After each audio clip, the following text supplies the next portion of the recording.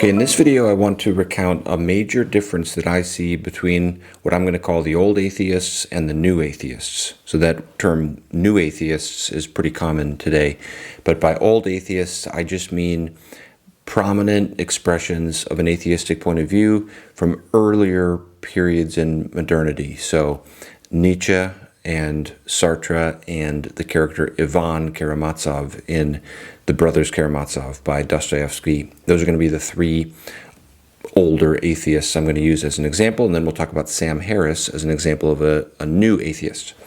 And this is mainly a descriptive video.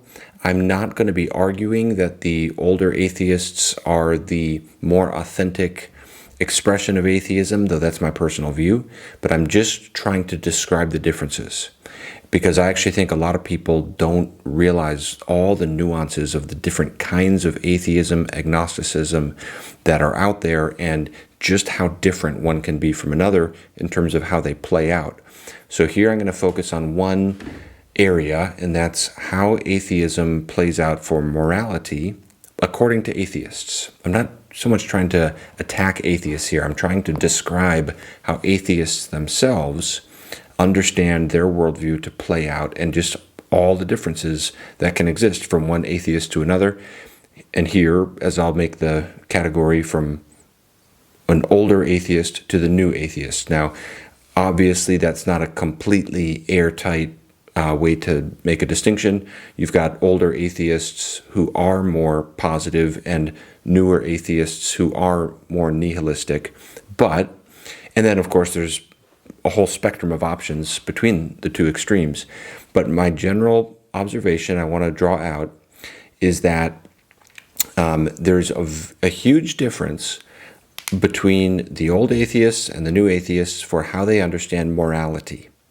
And specifically, the older atheists tend toward more of a moral despair and or a moral nihilism, or some kind of radically revisionist approach to morality in some way, whereas the newer atheists tend to smuggle in more traditionally theistic moral categories and moral values, though they would never think of that. And they're much more optimistic and humanitarian and democratic and kind of sunny in their outlook. So, to start with, let me unpack this a little bit with a little quote from Sam Harris, who's one of the new atheists, his 2011 book called The Moral Landscape. I'll never forget reading through this book. I'm reading through this book and I'm trying to understand, how is Sam Harris a little bit different from some of the other atheists out there? Trying to listen for the nuances, because he is different in how he understands, even from the other new atheists, and how he understands morality.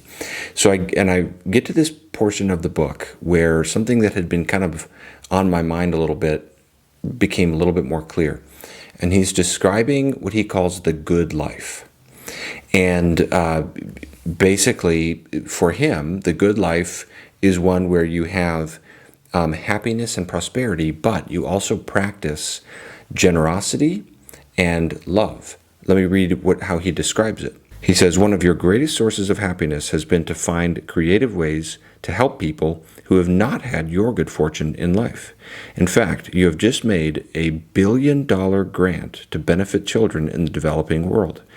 If asked, you would say that you could not imagine how your time on earth could be better spent." Now, it's wonderful, of course, to imagine such a life where you're able to do that and benefit others like that. But a question comes up, and that is, on atheism, where do those values come from? Now, Harris thinks that morality can be grounded in science and reason, and he thinks morality is objective. He's not a moral relativist, and he links morality, moral goodness, with the well-being of conscious creatures. And this is something that people often raise questions about. How do you get, this is a very tenuous and very historically eccentric definition of morality, that it has to do with well-being. Jordan Peterson would be an example of the kind of person who's frequently pointing this out, and he's basically making the appeal to Sam Harris. If you extract God and religion, the metaphysical and historical context in which these various values that Sam Harris is very much proposing compassion, equality, tolerance, even science and reason. What is there to ground those values? Are you so sure that once you've extracted the metaphysical context and the historical context in which those values came to be, that those values will stay on the table? Why should they? Why should people define the good life in the way that Sam Harris has? What would be there to ground that ontologically, to make that, in fact, good? Those are not self-evident. They are not universal values, even within humanity. And then back behind behind the human race in our evolutionary past in the animal world, those values, it's like, where did they come from? When a gazelle is eaten by a crocodile, it loses its well-being. It loses its happiness. But we don't say the crocodile has done something evil or has sinned. So the question is, where do these values come in when you get to the human race? Now, people are always raising those questions to Sam Harris. My main goal right now is not to get into all of that. He has his answers for that. What I want to observe is how many atheists historically would raise the exact same question. Let's start with Friedrich Nietzsche, whose philosophy is sometimes summarized as the consistent outworking of an atheistic position, which I think is very interesting. Nietzsche was a moral nihilist. That means he denied the existence of moral facts, and he regarded any kind of moral judgment as absurd. He said, "My demand upon the philosopher is known, that he take his stand beyond good and evil, and leave the illusion of moral judgment beneath himself. This demand follows from an insight which I was the first to formulate, that there are altogether no moral facts. Moral judgments agree with religious judgments in believing in realities which are no realities." So it's interesting here that Nietzsche links morality with religion, and his skepticism is equally extended to both. And more generally, I think it's true of Nietzsche that his moral nihilism is an implication of his atheism. The most famous passage in this regard would be the famous parable of the madman in his book, The Gay Science, where this character that is generally interpreted to be Nietzsche himself runs into the marketplace, and he's basically saying, "Where is God? We have killed him." And then he's, through this extended series of metaphors, unpacking the chaos that results from that. And I won't read the whole passage, but the metaphors are very poignant. He talks about wiping away the horizon. He talks about the earth being unchained from the sun. My favorite little line is when he says, "Is there still any up or down?" And you get the sense from this passage of this absolute devastation that is unleashed upon humanity from the death of God, which he doesn't think literally God has died. He thinks belief in God in Western civilization has died. And he sees this is not good. Now, just to be clear, that's not to say that Nietzsche thought traditional theistic morality was a good thing. He doesn't. He thinks it's kind of the epitome of hypocrisy and weakness and so forth. Nonetheless, it remains the case that for Nietzsche, the loss of God didn't have a benign effect upon morality. It meant total moral devastation. And it's interesting to contrast he and Sam Harris. So Sam Harris simply assumes, what is the good life? You share with those who are in need. For Nietzsche, pity is a weakness. Pity is something we need to get beyond. He actually describes pity as a germ that needs to be killed so that we can have true strength, with the tonic that makes life energizing, he calls it. And he also regards love as a weakness. So I'm not saying Nietzsche is right. I'm not saying Sartre, Harris is right. I'm not saying either are right or wrong. I'm simply observing the difference between these two expressions of a secular worldview. And the question is, well, which one is right? And at the very least, you'd hope someone adopting Sam Harris's outlook would recognize the need to justify those values over and against someone like Nietzsche. Here's another example. Jean-Paul Sartre, the French existentialist philosopher who's often, he's sort of an iconic existentialist philosopher, and his famous essay, Existentialism is a Humanism, which is sometimes, he changed some of his views after this. Nonetheless, it's a very eloquent expression of the basic ideas of existentialism. And for him as well, he said this is the outworking of atheism. At one point in this, he basically says, existentialism is nothing other than the outworking of an atheistic point of view. Within existentialism, there's a lot of nuances. One of them is the term abandonment, which is his application of the basic idea of existentialism to the moral realm. So the basic idea of Sartre's essay is that existence precedes essence. There's no form that things are supposed to be. They are what they are first. And he applies that to morality, and he compares morality to art. He says it's malleable, it's something we have to construct, and he faults other secular voices in France in the 1880s and 1890s and times like that for trying to build a secular morality.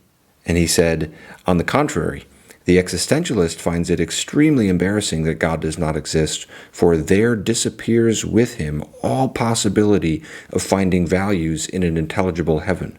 There can no longer be any good a priori, since there is no infinite and perfect consciousness to think it. Now, this is not to say that Sartre was a moral nihilist in the same sense that Nietzsche was. He wasn't.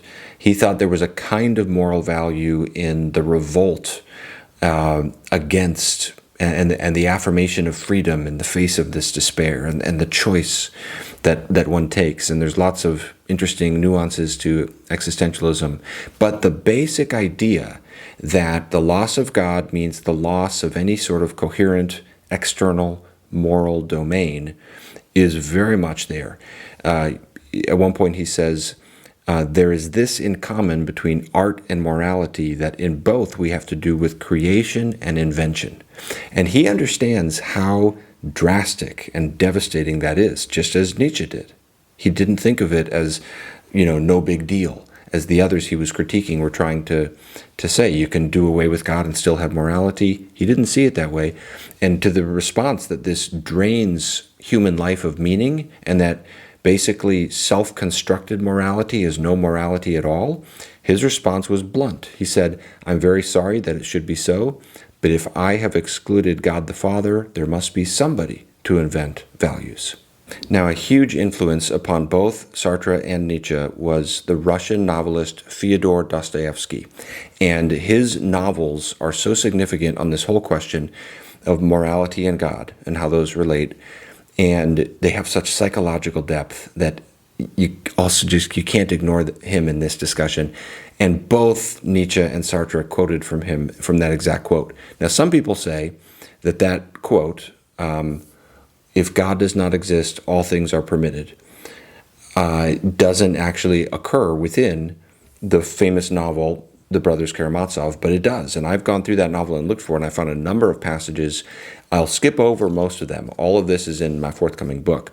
The one passage I want to reference here to conclude is the speech that is from the character Ivan in Part 2, Book 5, Chapters 3 to 5. And it's the most heart-rending expression of the problem of evil that I have ever read. And as a father of young children, it's hard to read. He talks especially about the suffering of children. And you really wonder, because it's so poignantly expressed, if this is what Dostoevsky himself believes, if his authorial voice is coming through Ivan, especially because nobody answers Ivan. There's no response. There's no answer to him philosophically within the book. And I mentioned how this speech focuses on the suffering of children.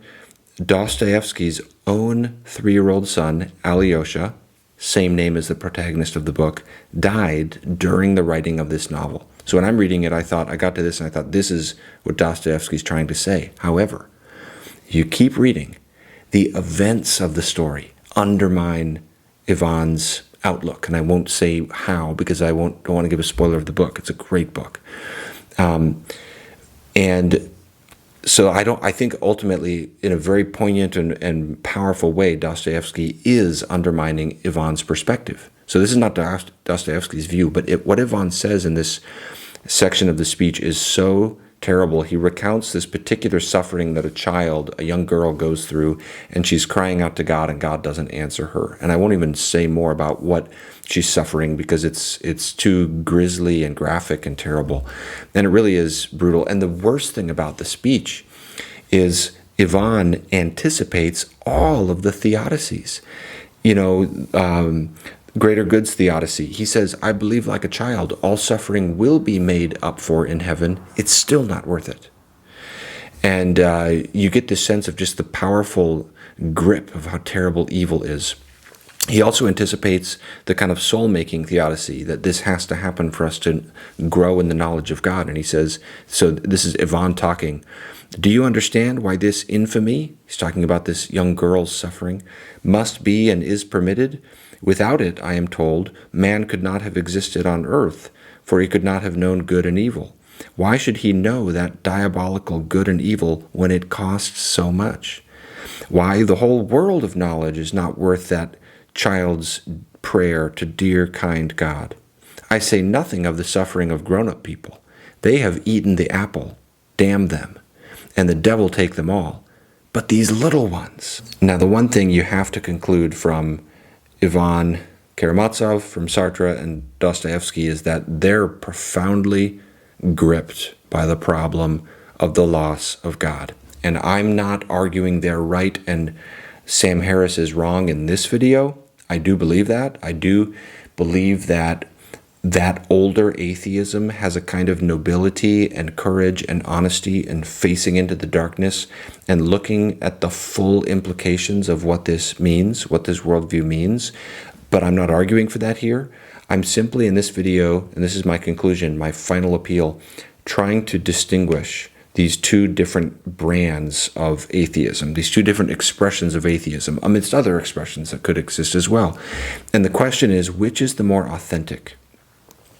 And just trying to flag that distinction for people to consider, because what I observe so often is that many people are considering a movement from some kind of theism to some kind of atheism or agnosticism. And in my opinion, they haven't looked before they leap. They still want to have these values that Sam Harris and I, and probably you, value, like democracy,